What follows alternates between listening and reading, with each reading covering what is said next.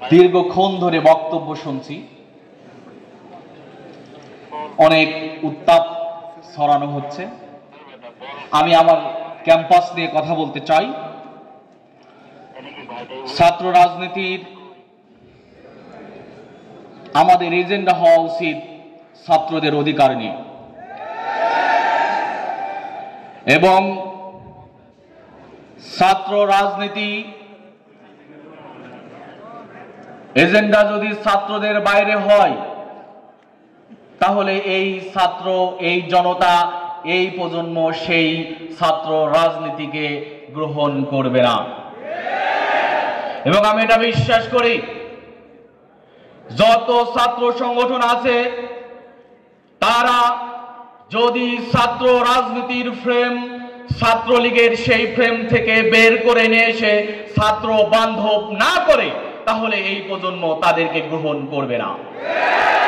কাজেই যেহেতু আজকে ঐক্যের ডাকে আমরা এসেছি, আমরা বিশ্বাস করি যারা এদেশের ছাত্র রাজনীতি করতে চায় তারা এদেশের ছাত্রদের অধিকারের আন্দোলনে, আমরা যদি বলি 24-এর আন্দোলনে যেমন মাঠে থেকে স্বৈরাচার হাসিনার পাহাড় সম জুলুমের মসনদকে ধ্বংস করে তাকে দেশ থেকে বিতাড়িত করেছে, ঠিক একই কায়দায় ছাত্র বান্ধব কর্মসূচি যদি আমরা নিয়ে আসি, এদেশের ছাত্র জনতা সকল ছাত্র সংগঠনকে গ্রহণ করবে ইনশাআল্লাহ। এই উপস্থিতি, আমরা যদি বলি জুলাই পরবর্তী যে দৃশ্য দেখতে পাই, জুলাইয়ের আগের দৃশ্য আমাদেরকে আরেকটি মেসেজ দেয়। এমন কোন শিক্ষাঙ্গন ছিল না যেখানে ছাত্ররা তাদের অধিকার ফিরিয়ে তারা তাদের শতভাগ শিক্ষার অধিকার পেয়েছে। আমরা যদি দেখি আমাদের এই প্রজন্ম আওয়ামী দুঃশাসনের সেই 15.5 বছরে তারা তাদের ক্যাম্পাসে শিক্ষার অধিকার, তারা তাদের ছাত্র হিসেবে ছাত্রের অধিকার এবং এদেশের নাগরিক হিসেবে যে অধিকার পাওয়ার কথা ছিল আওয়ামী দুঃশাসনের 15.5 বছরে, আমরা সেই অধিকার থেকে বঞ্চিত হয়ে হয়ে আজকের 24 জুলাইয়ের স্বপ্ন আমরা সেই দিন বুনেছিলাম। কাজেই আমাদের দায়িত্ব, আমাদের কর্তব্য হলো দাসত্বের শৃঙ্খল ভাঙতে হবে। আমরা দাসত্বে আমাদের নিজেদেরকে বন্দী রাখতে চাই না। আমাদের শিক্ষা ব্যবস্থা, যেহেতু ভাইস চ্যান্সেলর আছে, আমরা বলতে পারি এমন একটি শিক্ষা ব্যবস্থা আমাদেরকে দিয়েছে। আজকে বারবার দিল্লির কথা আসছে যে শিক্ষা ব্যবস্থায় দিল্লির আনুগত্য করা যায়, আওয়ামী দুঃশাসনের 15 বছরের সেই শিক্ষা ব্যবস্থায় আমাদেরকে দিয়েছিল। কাজে আমাদের সমস্যা তো শিক্ষার, আমাদের সংকট হলো শিক্ষার সংকট। আমরা ছাত্র সংগঠন আজ পর্যন্ত শিক্ষা আন্দোলনে খুব একটা জোরালো ভূমিকা রাখি নাই, কারণ শিক্ষা যদি সংস্কার না হয় বারবার দিল্লির আনুগত্যই করতে হবে, দিল্লিকেই মেনে নিতে হবে। এই জন্য আগে প্রয়োজন শিক্ষার সংকট নিরসন করা। আমরা দেখেছি আধিপত্যবাদীরা যেভাবে আমাদেরকে গড়ে তুলেছে, এদেশের ছাত্র জনতা, এদেশের জনগণ মেরুদণ্ড দিয়ে দাঁড়িয়ে সেই আধিপত্যবাদীদের বিরুদ্ধে সোচ্চার আন্দোলন করতে পারে নাই। শুধুমাত্র এইবারের 24-এর ছাত্র জনতা সেটা দেখিয়েছে। কাজেই শিক্ষা, আমাদের সংস্কার প্রয়োজন। শিক্ষায় নতুনত্ব নিয়ে আসতে হবে, ছাত্র রাজনীতিতে নতুনত্ব নিয়ে আসতে হবে। আমাদের কালচারাল যে আগ্রাসন দিল্লি থেকে আসে, সেই আগ্রাসনের ব্যাপারেও আমাদের বলিষ্ঠ ভূমিকা রাখতে হবে। আমরা যদি আমাদের অধিকারের ব্যাপারে সচেতন না হই, তাহলে বারবার এরকম আগস্ট আসবে, জুলাই আসবে, নির্যাতিত হতে হবে, শত শত হাজার হাজার মানুষদেরকে শহীদ হতে হবে। কাজেই আমাদের নিজেদের অধিকারের ব্যাপারে আমাদেরকে সচেতন হতে হবে। আমি যদি আপনাদেরকে বলি, তাহলে এই কথা বলতে পারি, আমাদের এই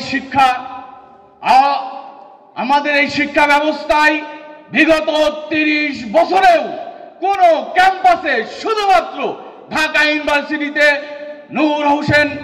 নুরুর সেই ছাত্র সংসদ ব্যতীত আর একটিও বিগত 30 বছরে ছাত্র সংসদ নির্বাচন হয় নাই। তাহলে শিক্ষার সংকট দূর হবে কিভাবে? শিক্ষার সংকট যদি দূর করতে হয়, ছাত্র সংসদ নির্বাচিত হয়ে আসতে হবে। ছাত্র নেতৃত্ব সকল সংগঠনকে নিয়ে একটি সুন্দর সুস্থ ধারার রাজনৈতিক চর্চার যে পরিবেশ দিবে, সেই পরিবেশ আমরা আওয়ামী দুঃশাসন এবং তার আগে বিগত সময় 30 বছরে আমরা দেখে আসি নাই। আমাদের লাইফে এটা দেখার সুযোগ হয় নাই। প্রিয় ছাত্র বন্ধুগণ, আমরা বলতে চাই এখন সময় এসেছে, আমরা ক্যাম্পাস ছাত্র রাজনীতির সংস্কার চাই এবং এই সংস্কারটা শুরু হবে ছাত্র সংসদ নির্বাচনের মধ্য দিয়ে। এইটা আমরা চাই। আমরা যদি ছাত্রদেরকে ক্যাম্পাসে ঐক্যবদ্ধ না রাখতে পারি, বারবার আমাদের পর জুলুম নির্যাতন আধিপত্যবাদীরা চেপে বসবে, আমরা এর সঠিক জবাব দিতে পারবো না। তাই ক্যাম্পাসে ঐক্যের জন্য সবচাইতে বেশি প্রয়োজন হলো ছাত্র সংসদ নির্বাচন। আসুন, আজকে যারা এখানে আসছে, বিশেষ করে আমি বলতে পারি আমাদের প্রিয় ভাইয়েরা আছেন, তারা এই কথাগুলো বুঝবেন। আগামী দিনে যদি আমরা নেতৃত্ব তৈরি করতে চাই, আজকে আমরা যদি দেখি আমাদের সামগ্রিক একটি ক্রাইসিস হলো যোগ্য নেতৃত্ব, যার মাধ্যমে জাতির আকাঙ্ক্ষা পূরণ হতে পারে, সেই নেতৃত্ব সামগ্রিক জাতিতে নেই। আমরা দেখে এসেছি আওয়ামী দুঃশাসনে বিভিন্ন জুলুম নির্যাতনের চিত্র, যার মাধ্যমে নেতৃত্বের বিকাশ ঘটে নাই। অন্তত এখন এই মুহূর্তে আজ থেকেই সেই প্রত্যয় হতে পারে আমরা নেতৃত্বের বিকাশ ঘটাতে চাই। আর সেই নেতৃত্ব তখনই বিকাশ ঘটতে পারে যখন ছাত্রদের দ্বারা নির্বাচিত ক্যাম্পাসে ছাত্র প্রতিনিধির জন্ম হবে, তখনই এটা সফল হবে। আসুন আমরা সেই প্রস্তুতি গ্রহণ করি।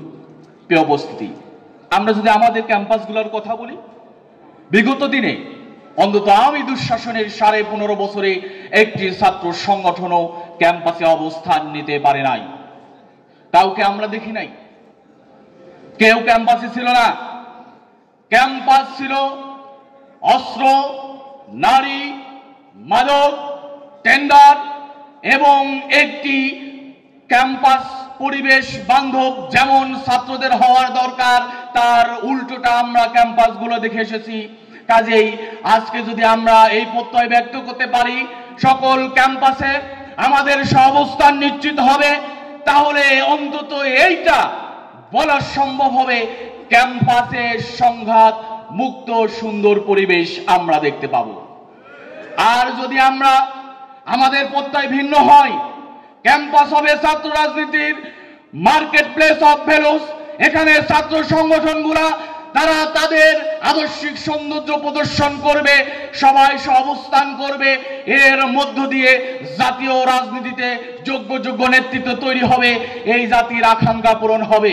আমি যদি বলি স্বাধীনতার 53 বছর চলে, অথচ এই জাতি সেই ক্যারিসমাটিক লিডার এখনো দেখেনি।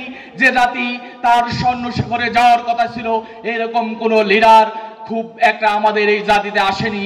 তার অন্যতম কারণই হলো আমরা জাতিকে সেই কাঙ্ক্ষিত পরিবেশ দিতে ব্যর্থ হয়েছি। ক্যাম্পাসে আমরা ছাত্র রাজনীতির সুন্দর পরিবেশ সৃষ্টি করতে ব্যর্থ হয়েছি। আসুন আমরা সেই প্রচেষ্টা অব্যাহত রাখি। প্রিয় ভাইরা, আমার কথা একদম শেষের দিকে। আজকে 24-এর কথা আসছে, 24-এর আন্দোলনের কথা আসছে। 24-এর আন্দোলন যারা শহীদ হয়েছে তাদের বিচারের দাবির কথা আসছে। এটা তো হতে হবে, কিন্তু তার আগের কথা যদি বলি, পিলখানার বিচার এখনো হয়নি। একদিনে 36 ঘন্টার ব্যবধানে পিলখানায় এই জাতির সৈন্য, এ জাতির সূর্য সন্তানের 74 জন সেনাবাহিনী কর্মকর্তাকে 36 ঘন্টার ব্যবধানে হত্যা করা হয়েছে। তার বিচার আগে করতে হবে।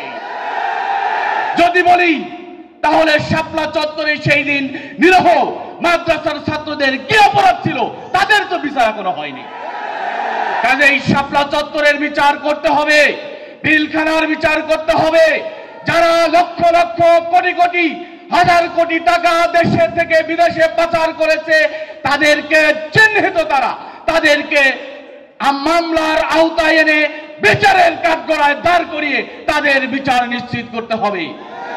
আর যদি 24-এর কথা বলি, 24 আমাদের চেতনায়, 24-এ সরকার তার রাষ্ট্রীয় বাহিনী দিয়ে সমগ্র ছাত্র জনতার বিপক্ষে অবস্থান নিয়ে একটি গণহত্যা সংগঠিত করেছে।